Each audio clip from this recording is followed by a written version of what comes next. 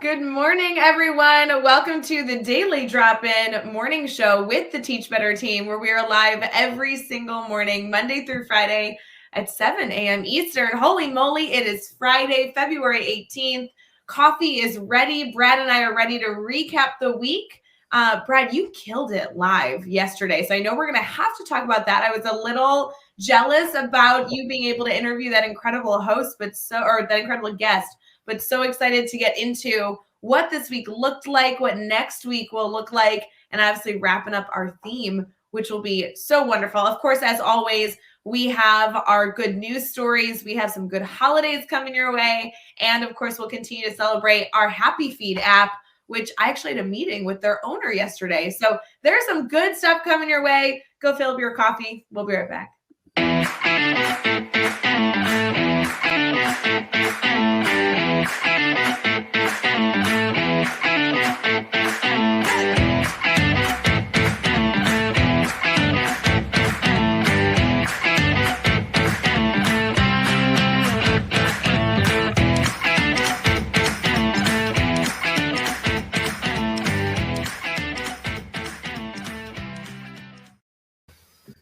Good morning, everyone. Happy Friday. Brad Hughes, how are you?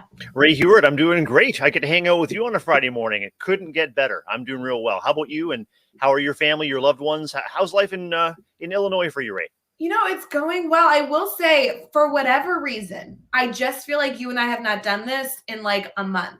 But we did do Daily Drop-In last week. I don't know, for whatever reason, it feels like you and I have not been live together in 12 years. So I'm thrilled that we get to start our morning together. Did you get snow at all yesterday? It's really snowy here. Yeah, I did a power shovel before coming on the Daily Drop-In this morning. I think we probably got 7 to 8 inches of snow last night. So yeah, buses are off the road and schools are closed in my district. And so yeah, for me, it was a coffee shovel and then hurry to get to meet my friend Rae Hughart for the Daily Drop-In. So lots of snow here. How are things in your neck of the woods there? Yeah, we definitely got snow. I do know of many, many schools that either took a snow day or an e-learning day today. Mm-hmm. And then many schools in the US will also have Monday off for President's Day. I know some schools will even have an Institute Day after that. I was speaking to a few educators yesterday who had school Wednesday and won't have school again until next Wednesday. I mean, it's a crazy, crazy schedule. But I will say, Brad, for whatever reason,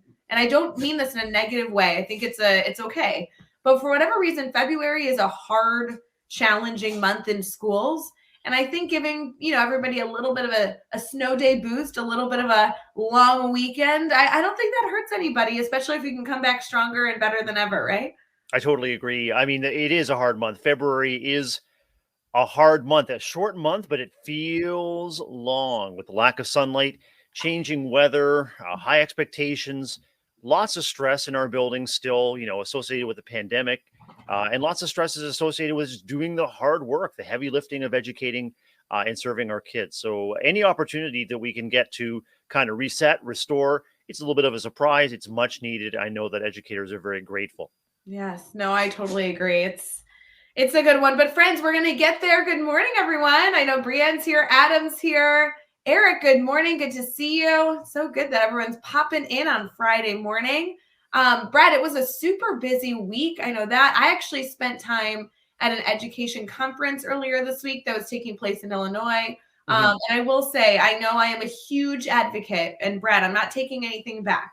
I know I'm a huge advocate for us being able to foster relationships in person, able to accomplish so much together, even at a far distance. Right. I will say there truly is, like we know, that 1% that you can't accomplish online. It was so nice to see people in person.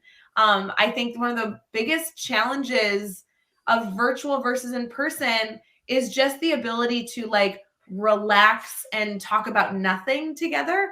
It was kind of nice just to be with people in community, but not necessarily need to be talking shop about education. It was a really nice reminder of kind of building my own excitement for the Teach Better conference, to be honest. Absolutely. Our guest, Tiffany Koppel and I got into that yesterday about the power of connecting at a conference. And yes, it is the sessions, the seminars, the speeches, the workshops, but it's the connection between and after the fact that really really is so soothing and so energizing. And Yeah. I've been really missing in-person meetings just for that reason, even at the school site.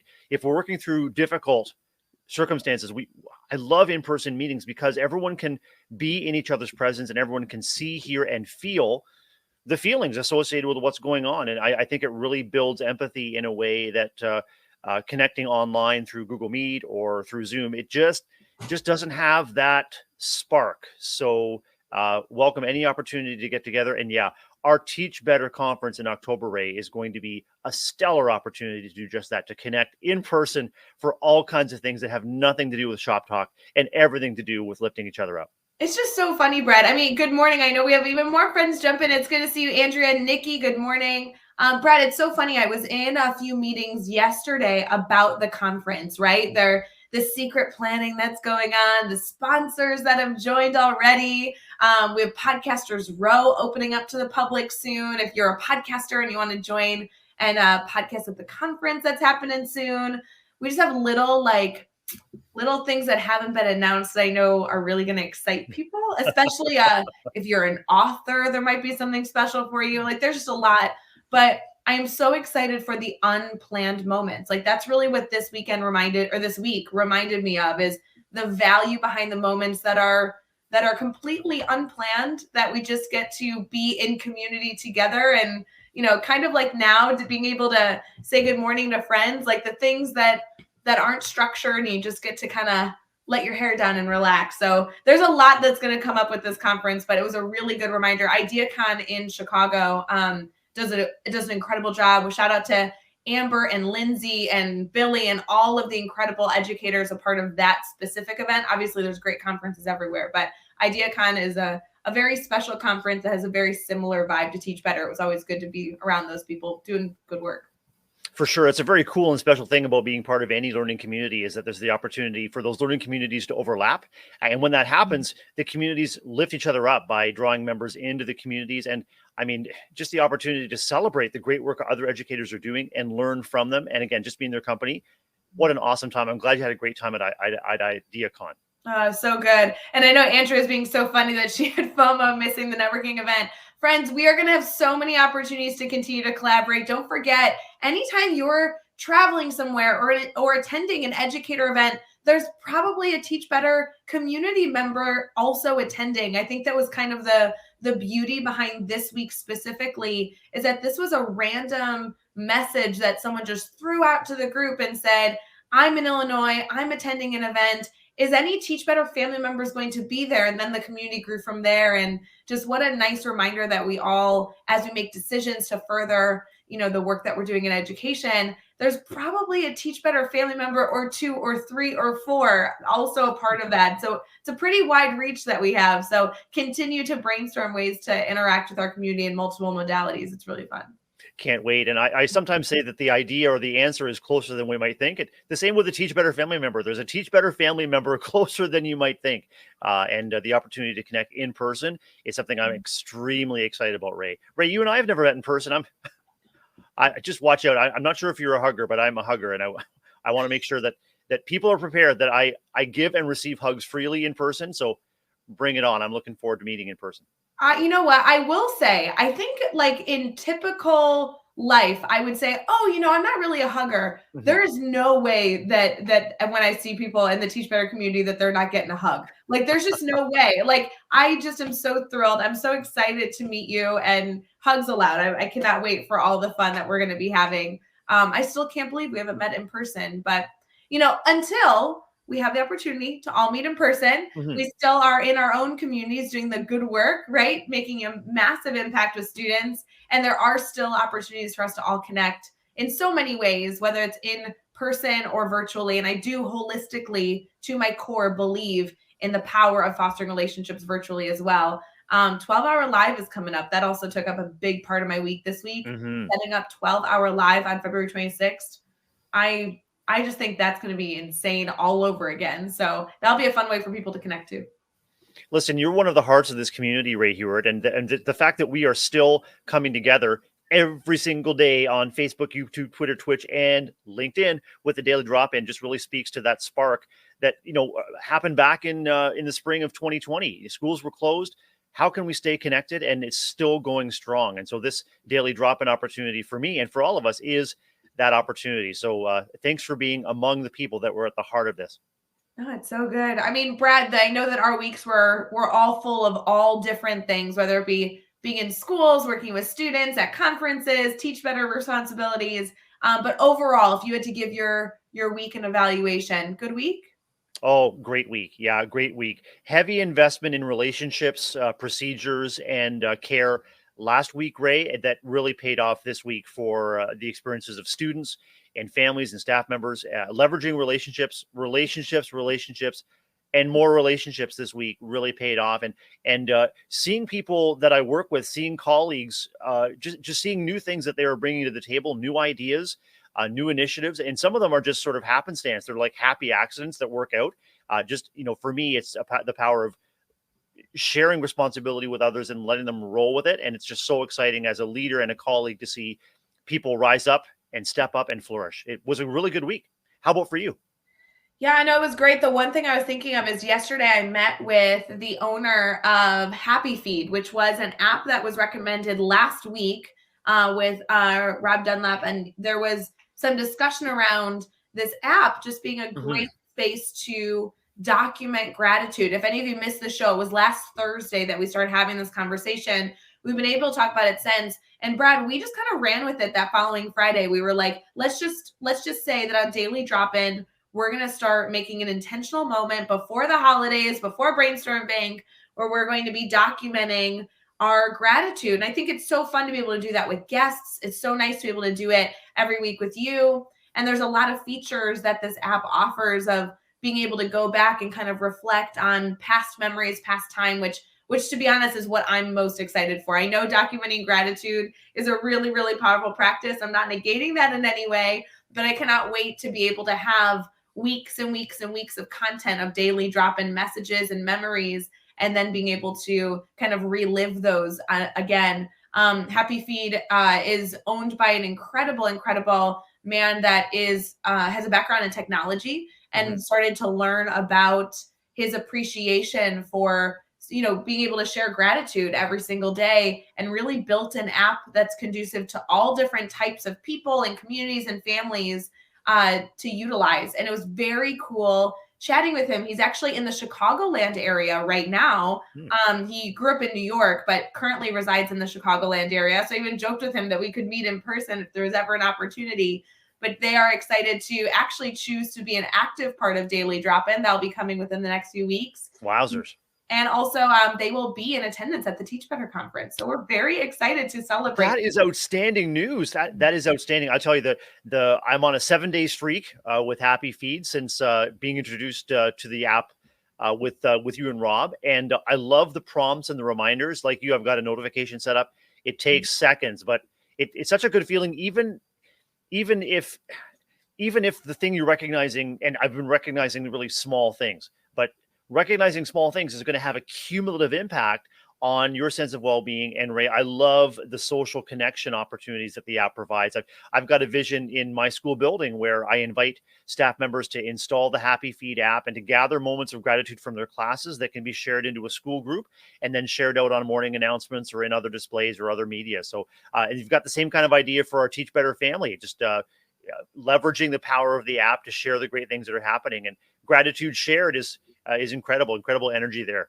I will say, Brad, he kind of asked me point blank. He's like, why does Teach Better think this app is so great? Because sharing gratitude is a practice that we could have been choosing to do in so many different ways on the show.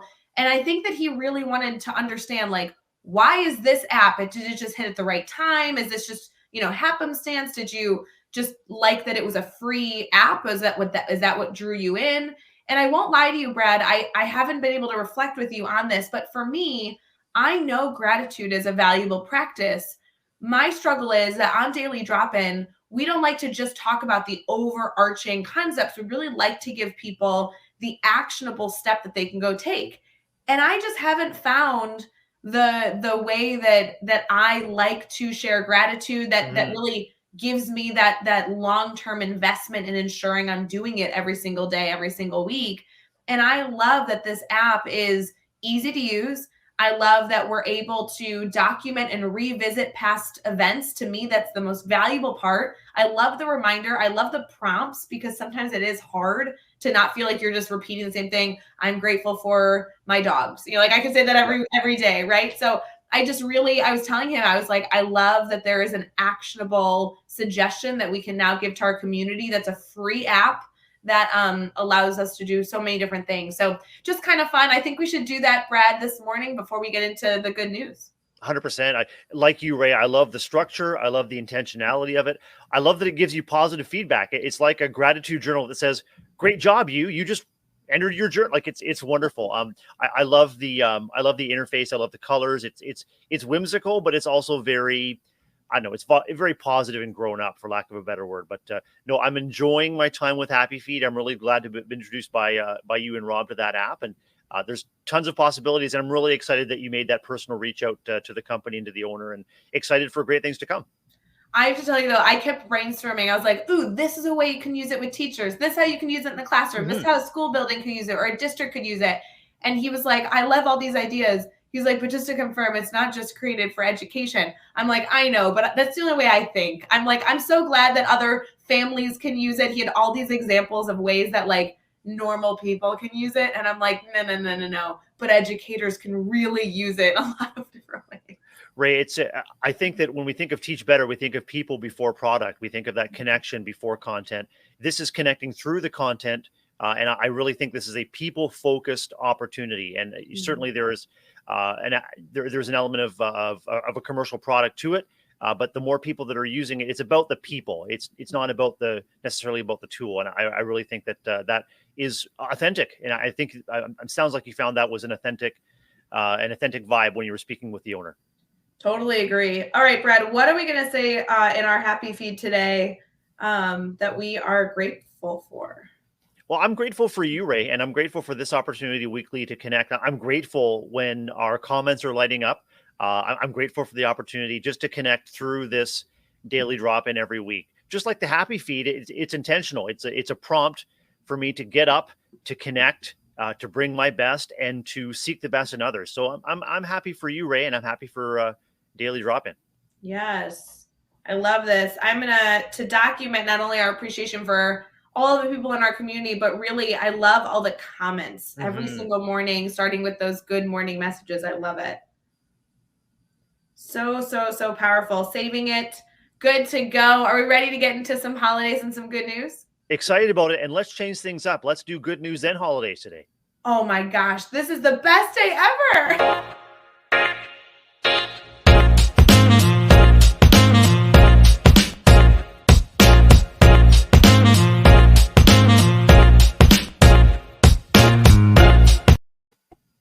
Good morning, everyone. We are doing something that Brad Hughes never lets me do. We are getting into a good news article before we get into the holidays. You know, secretly wanted to do this, and I wait every single week until Brad tells me today's the day. It only took until February 18th to figure this out, and I'm so thrilled. For everyone here this morning, regardless of where you're watching on Facebook, YouTube, Twitter, Twitch, or LinkedIn, where we stream every single morning at 7 a.m., do us a little favor, if you don't mind. Share this feed. That's a really easy way to retweet the link or share the link. Tell them what you appreciate about the show thus far or what you're enjoying, maybe what made you laugh or giggle, something that maybe you have a question on. We'd love to be able to see that, but also by sharing that you are watching the show in any way, shape, or form, it gives us the opportunity to reach more educators and continue to foster our morning daily drop-in educator community. So please, we appreciate you doing that. Continue to amplify the work being done on the show with all the incredible guests that join us every single week. Brad, what is our article about? Rae, when I saw this article come up today on goodnewsnetwork.org, I knew I had to bring it to you and our Teach Better community. And we're going to pause for a tale of waggy tales, actually, Rae. And it's research that is busting the 7 dog years myth and exploring data about dog longevity that can help humans live longer. I think you and I as dog owners would agree that there is absolutely an uptake of health and well-being when we're interacting with our furry friends. But a new study into how long dogs live busts the myth that each of our years is 7 for dogs, 7 in dog years, and could even help humans live longer, Rae. I love this. Sign me up. They're learning that large breeds age 10 times quicker than us, and some dogs that are some small dogs can be half of that. But now scientists are studying the genomes of 10,000 dogs in a long-term study called the Dog Aging Project. And what they're hoping to learn, Rae, is to see why what they call supercentenarian dogs that can live to 20 years can survive so long and apply to people. So this project is exciting because they think it'll improve dog health and ultimately human health, one of the largest genetics data sets ever produced for dogs, a powerful resource for veterinary sciences, understanding the role of genetics and aging, but also to answer more fundamental questions about how dogs evolved and were domesticated, the evolutionary history. So lots of layers to this research, lots of promise, but above all, resulting in health and happiness, we hope, for our four-legged friends and the two-legged people that share their company, Rae. I love this. I would really value hearing from the comments this morning what animals people like the most, right? Or are we all dog lovers in this community? I know we have some epically passionate cat lovers on our team. I really hope that somebody on our team in our community has a turtle. Maybe they're a reptile lover, but you know that I am partial to being a dog fan, Brad. I love this article. So interesting. Anything you can do to extend the life of our mutts, I think, is a good thing. The researchers are saying that dog aging and longevity and care, long-term care for dogs, kind of parallels sort of our long-term care and our aging process as humans. And so there's some complementary research, complementary science that can support both humans and dogs to age safely in a healthy way and successfully. So it's great news. I used to have a turtle. It really helped me come out of my shell, but I'm not sure. Reptiles are not my thing. I love my furry friends, and just the intentionality of interacting with someone who's really happy to see you at the end of the day, no matter what. I do have to say, Brad, and I know this is the most ridiculous statement, but I kind of believe it. This is my feeling. I have 2 dogs. I think one of them is aging backwards. I think that I have a Benjamin Button dog, because when I got Harvey, he was an old man. He, listened very well trained. He came from a shelter. He had some back history that we tolerated. He never played with a toy ever in his life. He wouldn't pick one up, wouldn't touch one. Now, as we're talking, he is walking around my office with a frog in his mouth, a toy frog that he carries around like a kid carries around a blanket now. It's 7 years later. I think he's aging backwards. He doesn't listen as well anymore. I think that he's turning into a puppy. That's my mindset. I think he's learned to live and just sort of be in tune with the positive energy and the vibrations in the Rae household there. Yes. Our dog Charlie is a lot like that too, Rae, 10 years old, and he's becoming more puppy-like, more frisky, more frolicky, more, just naughty, just a naughty puppy. And we tell him that. It's like, you are just such a scamp. That's it. So he's frequently running around with a toy in his mouth and throwing the toy up in the air like, look at me, come play. It's like, you're an old man, dude. Settle down on the couch. But no, it's good. So, I mean, we're very grateful that, that playfulness brings out the playfulness in us adults too.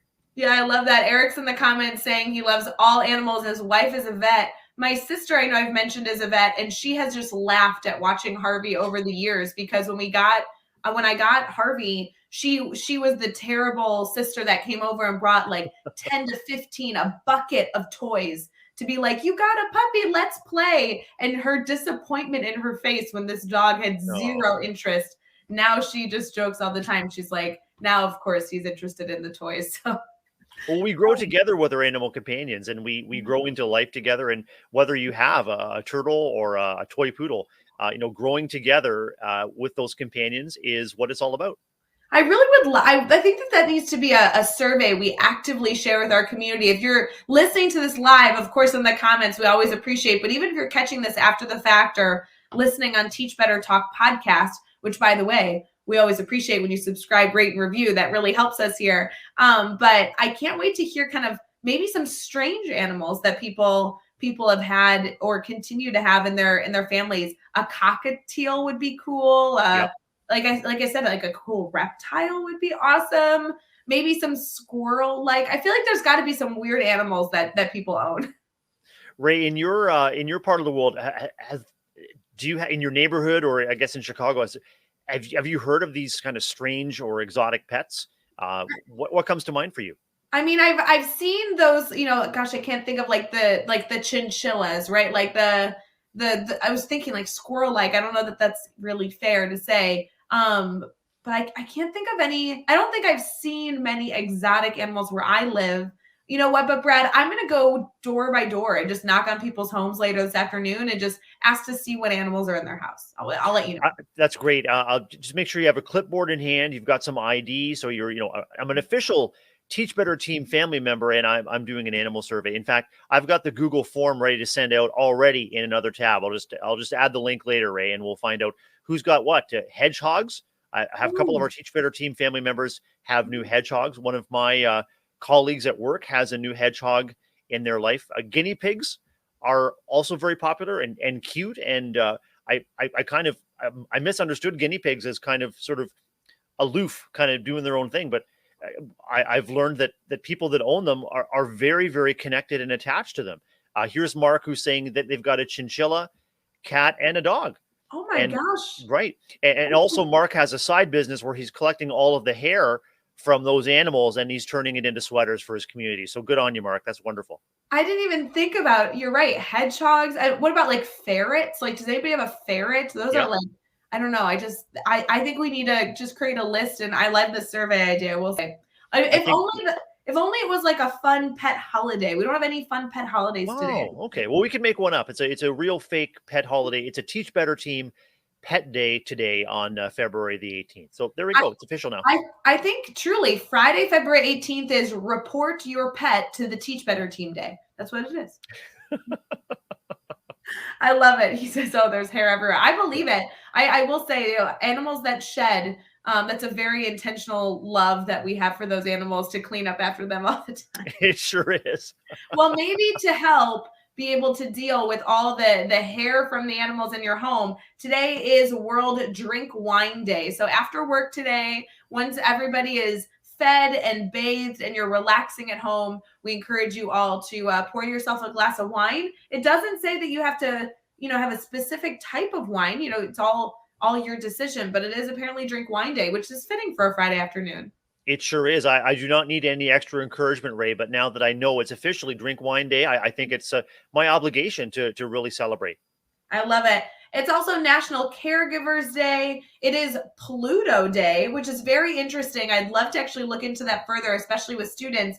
A fun fact I didn't know is that Pluto, one day on Pluto is 6.4 days on Earth, which means that one day on Pluto is almost a week on Earth.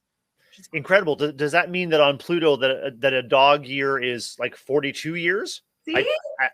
My math is probably not up to speed there, but and I think of Pluto the dog, Mickey Mouse's faithful friend and companion. And I wondered when you said it was Pluto Day, if you're talking about the dwarf planet or talking about Mickey's dog. So maybe we can celebrate both. I think we should celebrate both. I'm a fan. The other thing that I just thought was so strange, in classrooms, I really love doing lessons on body language and gesturing and how our facial expressions can affect the way that we communicate.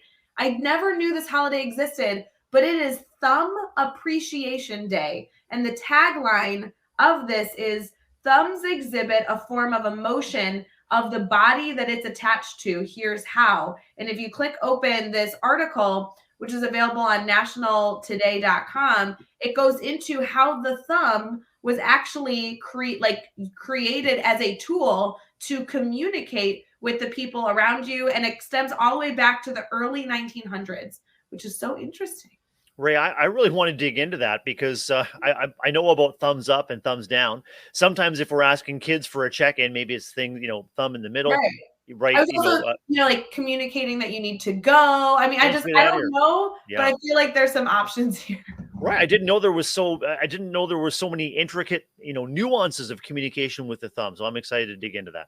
Yeah, I haven't read this whole article, but what I do love about nationaltoday.com is that it not only gives you the history, the backstory, the description, there's all these subsections, but one specifically is how to celebrate the holiday. Right. So like if we were to explore further and how to celebrate, World Wine Day, that could have been some suggestions. Ways to celebrate Thumb Appreciation Day or activities is talking about playing thumb wrestling with your friends. I don't know the last time I had a thumb war. It Right. says create thumbprint art or share your thoughts on social media of how your thumb and hashtag thumb appreciation day apparently can be used to communicate. This is so funny. Also, it includes 5 things you didn't know about your thumb. And it's endless, Brad. It's endless. It's perfect. I mean, you've got one hand, or 4 fingers and thumb. You can count all 5 things you can do with your thumb, and you can do it twice. It's incredible. And there's something really magical and mystical, it sounds like, about our thumbs. I just really can't put my finger on what it is at this time. So we're just going to Uh, move on. ha ha ha ha. Well, let's get into brainstorming our opportunity to see what that's like. We'll be right back.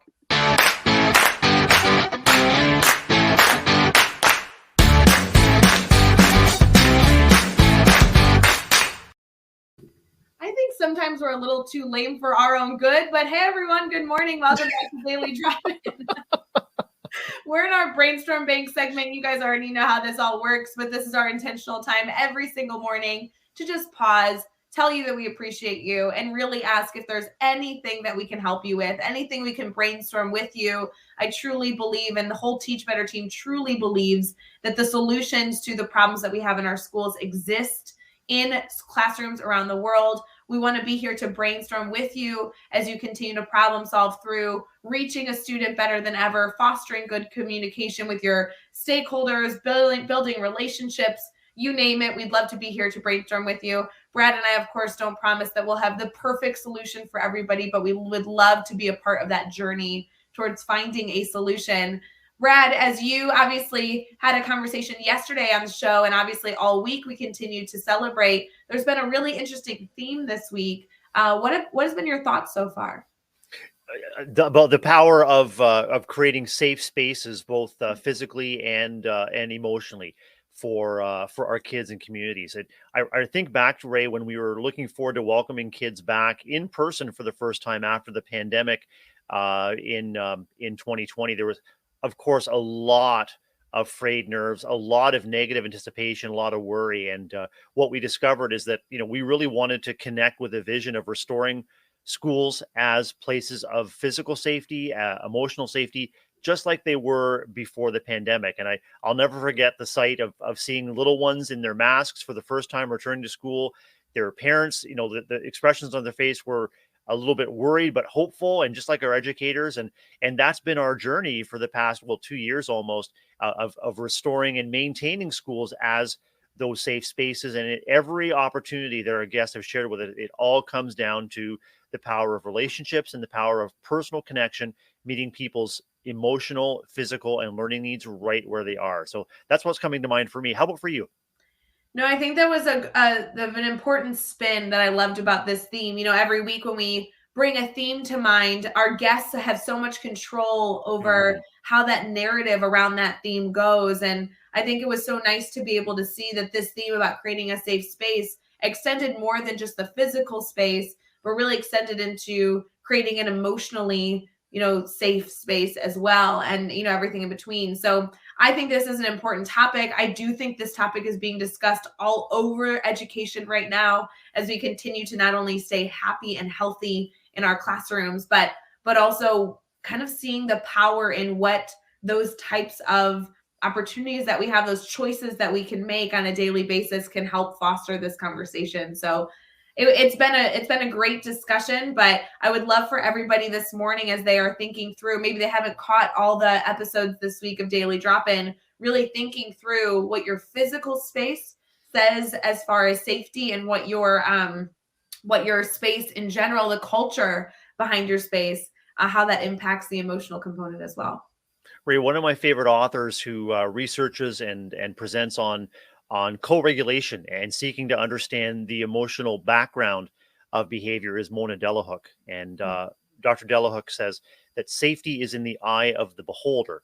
So we as educators and caregivers, we can and must invest a great amount of time and thought into creating the safe spaces that we think are going to meet the needs of our learners and the people around us. But really, that sense of safety is embodied by the people around us. And so it's really essential, and this has come up with our guests too, it's essential to involve those that we serve and connect with in conversation about what could make this place feel more welcoming? If there was one thing the adults in the building could do to help you look forward to school even more, what would it be? When something goes, and I had a conversation with a student this week where something went wrong. We worked our way through it, but I asked if there was one thing the adults in this situation could have done differently that would have reduced the stress for you and maybe avoided the situation, what might that be? And I found the answer, and I was able to share that back with the staff that responded. No one did anything wrong. Everyone did heart-led, student-led, focused work, but just asking the student involved or the people involved, what could have made this situation or this environment or this opportunity or this class or this school even better for you, even a small thing. That's where safety is in the eye of the beholder. And that's where we can leverage their power and their voice to make our environments even better and even more focused for the people that we serve.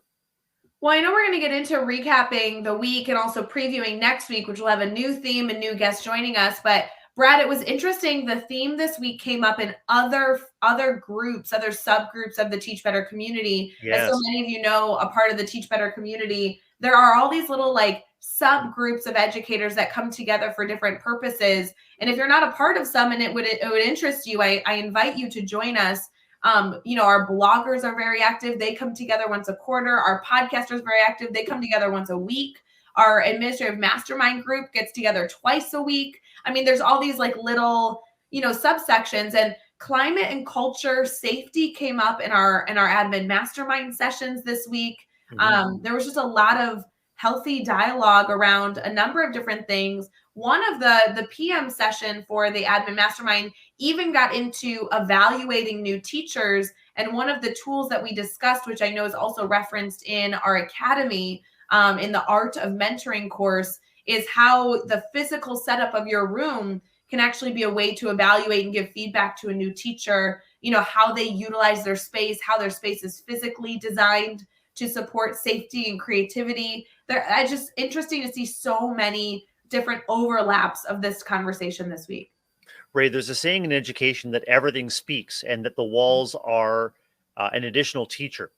One thing that we can say about environments is if we as educators feel comfortable and if we feel that the space that we're walking into, that we're inhabiting each day is a welcoming one for us, then that is a key and foundational element of making sure that space is safe for the people in the room, whether it's kids or colleagues. It could be a faculty lounge, or it could be a school office. But safety begins with us. It's a sense of reduced stress. It's a sense of increased hope. And when our physical surroundings, whether it's a Pinterest-worthy classroom or whether it is just a very, very basic and welcoming space, if we feel comfortable in the space that we've designed, that is a key foundational ingredient to extending that safety outwards to the people that come into our spaces. Brad, I haven't talked about this with anybody, but just thinking through, again, physical space, emotional safety, all those pieces, it's kind of interesting. Obviously, in my community, there's been a lot of discussion around snow days and e-learning days. And there was some critics in the world yesterday discussing there was a lot of schools that took off yesterday because of snow and ice, the threat of snow and ice. And it didn't really start snowing. It didn't really start getting icy until about noon or like 1 o'clock in the afternoon. There was a lot of feedback around, oh my gosh, we shouldn't have taken today. It was a beautiful morning. What are schools doing closed? And then the snow got really bad in the afternoon. Like I think getting students home would have been traumatic in some regard with the snow and the ice that came down. I think it's interesting the responsibility that our schools have right now to find the safest way to foster learning. And I just was really proud of some of the schools and the districts that made decisions that said, in the morning, we are all going to get to school just fine, very safe. But the afternoons are really putting people at risk. There's going to be a lot of stress, concern around getting home safely with icy roads. And the opportunity we have to then make decisions to say it's going to be a snow day or it's going to be an e-learning day so people can stay safely at home is a really interesting world we live in now. I don't know that conversation was as relevant, 5-10 years ago.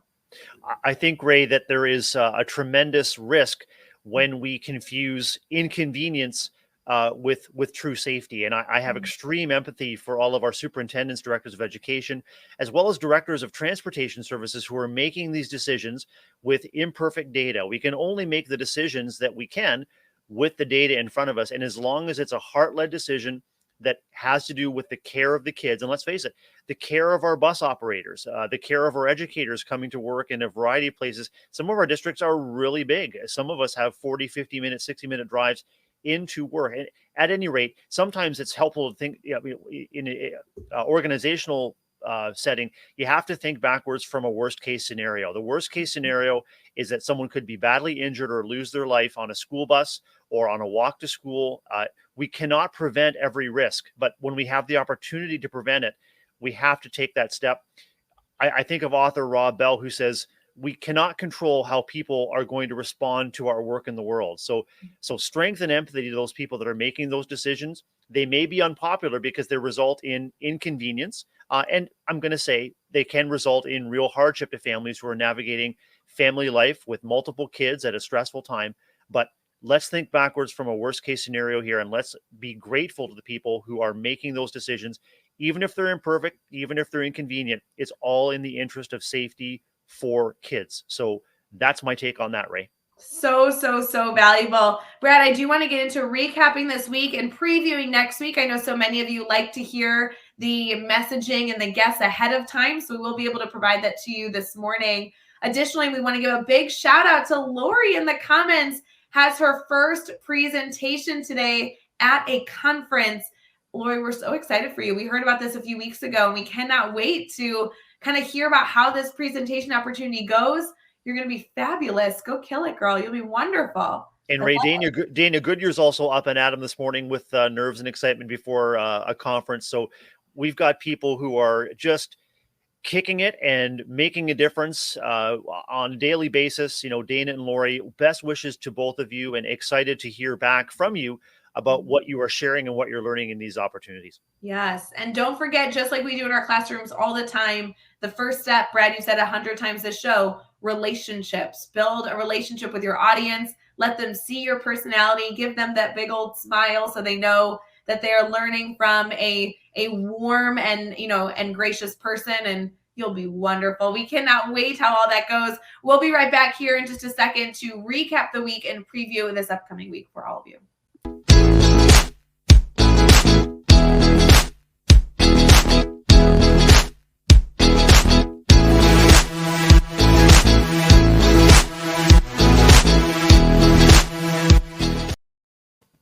No surprise there, Brad. We love that little jingle. That means that we are recapping our week. For those of you who may not have caught every single episode of Daily Drop-In, that we stream live on Facebook, YouTube, Twitter, Twitch, and LinkedIn. And of course, if you're listening to this after the fact on Teach Better Talk podcast, you can head there, subscribe, rate, and review the podcast, and let us know how each episode is affecting you and the work that you are doing in education. Brad, we had a really full week this week and have a really full week next week. So should we get into that recap? Let's get right to it. Can't wait. All right. Monday morning, as always, if you believe it, it was Valentine's Day this week. It feels like ages ago. Jeff Gargis and I were live on Monday morning together celebrating Valentine's Day. It was also the day after the Super Bowl, and there was just a lot going on. So shout out to that fun morning that we had, kind of celebrating a lot of different things, but especially the fact that my Rams won the Super Bowl. I always laugh out loud at you and Jeff. Your shenanigans and your actions on Monday morning just kickstart my week. It was a lot of fun. Congrats to your team, Rae. I know that you're heavily invested in your NFL team, and I know that it was fun to give Jeff the gears too. But boy, and Jeff's in our comments this morning. Good morning to you, Jeff. And thanks for getting my Monday off to a great start this week. Always so fun. There was a lot of good Teach Better updates that day as well. We were able to announce some new speakers. We announced that there was a course coming out on Wednesday, which I'm sure many of you have already taken advantage of. So it was a good opportunity to kind of highlight lots of things going on in the Teach Better community on Monday. Definitely go check that out. On Tuesday, we had Henry Turner join us, and we had some great conversation on Tuesday with Henry. So definitely go check out that Tuesday morning conversation as well. And then, of course, Wednesday, we had Adam Muller join us, who is a longtime member of our community. He was able to join us from his classroom and share some insight on Wednesday. Great to see Adam back, and great to follow Adam. Adam's a great follow on social media. He posts pictures of his whiteboard message. I know that message was inspired by Monty Syrie, another Teach Better family member, and just putting great things out there. So these are great follows, everyone. If you're interested, follow them up. So good. Brad, you had a conversation on Thursday with Tiffany, and that was just so fun to be able to watch. Thank you for taking over the host responsibility. You're a natural, and it was so fun to be able to tune into that show. You and Tiffany had a great conversation. What was your major takeaway from your conversation with Tiffany? Tiffany is she's an educator who's committed to personal and professional growth, and she's committed to finding the fun, finding the joy of connection in unexpected ways. It really impressed me and inspired me that she, in her busy life as a sole building administrator right now, found the opportunity that lifted her up and lifted her students up by teaching 2 coding courses. So Tiffany's background is in technology. She was an innovation leader and now a school leader. But, we discovered that there's that third path of connection through content. And Tiffany's living it. I thoroughly enjoyed getting to know her through the interview, thoroughly enjoyed the opportunity to host, and look forward to staying in touch with Tiffany and learning more from her. So fun. For next week, we will continue with a new theme and new guests joining us on the Daily Drop-In Morning Show, where we're streaming live every single morning on Facebook, YouTube, Twitter, Twitch, and LinkedIn. And of course, after the fact, you can catch us on Teach Better Talk podcast. For next week, our theme is quite important. It says small steps, big gains. Keep moving forward, looking ahead for your own goals. There will be a lot of good discussion around that topic. Obviously, Monday morning, we will be joined by the one and only Jeff Gargas. He's always with us on Monday mornings. On Tuesday next week, we have Salma joining us, who is a brand new face to our community. We cannot wait to have her share her voice, her ideas with our family here. On Wednesday, we have a very special guest. Marcus Bellion is joining us. He is the president of the Illinois Principals Association. He's an active member and will be a part of our 12-hour live series. He is going to be a wonderful voice in our community, a new face more or less, but very, very active coming in the next few weeks. He is a high school principal, so that will be a wonderful opportunity. And then, of course, on Thursday, bringing in Rachel, I don't know how to pronounce her name, Stemis. I'm excited to interview her and bring another new face to the community before Friday. We get to recap it. It'll be great. I know Rachel well, and I'm going to be connecting with Rachel over the weekend just to do a little brainstorming for Daily Drop-In. She's an award-winning teacher candidate, and she brought an incredible heart and incredible commitment to improving school community and culture in my very building. So I'm looking forward to having you dig into her contributions on Thursday. Cannot wait. And then, of course, as many of you know, we will get into this whole week of Daily Drop-In. We'll be able to talk about the small steps we can make to make massive gains in our communities. And then we will be leading up for the 12-hour live that will be happening on Saturday. So many of you I know are just, you wake up every Saturday and you feel lonely, not starting your morning with the Teach Better team. Maybe you have to go back and find another recording that maybe you didn't hear before, so you can get your daily drop-in Teach Better team fix. Don't you worry, on Saturday, you have 12 hours of the Teach Better team bringing in so many different guests. We have over 100 giveaways, and it's just going to be insane on Saturday. So if February 26th is not on your calendar, add it right now. Throw us up on your television, streaming on YouTube, and it will be a full day of learning. I think, Ray, it would be important at least the day before to get your Teach Better 12-hour live snacks ready. I know Jeff Gargas is the champion of 12-hour live snacks. I know Jeff will have some suggestions of his own. But, yeah, whether it's sweet or salty, make sure you're stocked up. Make sure you're tuned to Facebook, YouTube, Twitter, Twitch, LinkedIn, wherever you find us. Tune in for a few sessions. Tune in for the whole 12 hours. It's going to be incredible. Lots of fun, lots of learning, lots of connection. A few shenanigans thrown in, of course, and that's what Teach Better is all about. So I'm looking really, really excited about being part of 12-hour live this coming Saturday, or a week this Saturday. That's incredible. So it's not this weekend like tomorrow, but it's the following weekend, and we're very excited. Tomorrow. Very excited to be able to celebrate with all of you. If you have not seen the full agenda, the full lineup of the themes, the topics, and the guests that are joining us, the conversations we're going to have, I definitely would encourage you to check your email. That should be coming to your inbox as a reminder to all of our network. over the next few days. So definitely continue to plan your day with us. I was going to say your morning, but it really is a full day. It starts at 8 a.m. Eastern. It goes till 8 p.m. Eastern. The giveaways are insane. That's what I have to work on today, is looking at all those giveaways that we have. Books, codes, swag. It's going to be ridiculous. I can't wait. Snacks.